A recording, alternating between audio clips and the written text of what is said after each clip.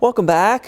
Time for our Educating Mid-Michigan segment this morning. It is widely known there are shortages in the world of teaching. Today we are speaking with longtime educator Dr. Craig Douglas to talk about possible ways to retain our teachers and what goes into that. Good morning to you, sir. Good morning, Matt. How are you? Good. You know, there's a bunch of factors that play into this, but kind of give us the 30,000-foot view here. Yeah, I got to be How are honest things with you. looking? It's a long list, so Yeah. I cut it down to a couple, three.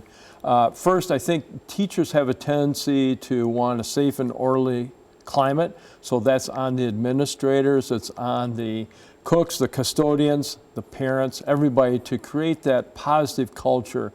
You know, with the Lions success, we hear a lot about culture, right? They've got a different culture. Well, schools have unique cultures too, so teachers want that safe and orderly environment, so they feel like they are supported and cared for. Well, and you were in the role of superintendent at one point in time.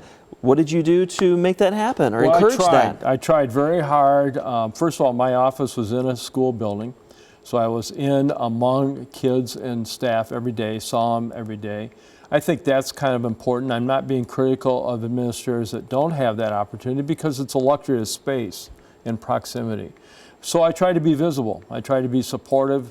If I was having a particularly tough day, I got out at the change of class and just saw kids. Yeah. And so I think that helps nurture that. I'm not saying I was perfect. There was a lot of room for improvement in my work, but I tried to be visible and supportive of the teachers. What other factors are considered here on retaining teachers? Well, work-life balance is critical, and for teachers that means some good professional development that helps them be strategic, not necessarily work harder, but work more efficient or work smarter. And so by having that professional development and that support, that really helps create that work-life balance. Contrary to that, if work-life balance is a problem, if teachers find that it's very, very difficult to find time for family or for recreation or for worship or whatever, many times they'll pivot and change careers. Sure. You know, monetary issues. Can you touch on that?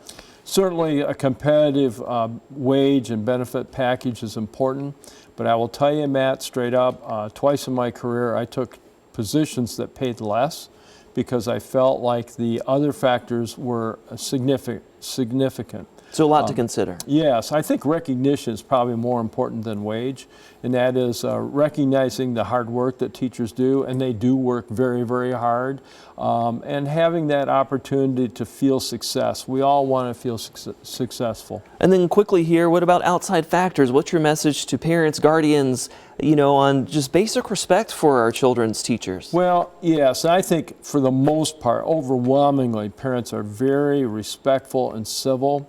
I think patience is probably the biggest thing. We all have similar goals. We want kids to be successful. Sometimes kids are not successful at the same rate, but that doesn't mean that they won't be successful. So patience is really an underlying factor there. Yeah, it sounds simple, but it's important. It is kind of simple. It's kind of preachy in a way, but the lack of patience can really create unintended outcomes that are not helpful to anybody. And then bottom line, there's always a need for teachers in our state, right? Huge need, and I've never apologized for being a teacher. I'm proud that I was an educator. I enjoyed it. I enjoyed my time in the classroom, in administration. I always felt like I was an educator, not just an administrator. Oh, that's wonderful. We always appreciate your insight, sir. And as always, if you have any education-related questions for us, feel free to email us goodmorning@abc12.com. Thank you. Thank you, Matt. All right.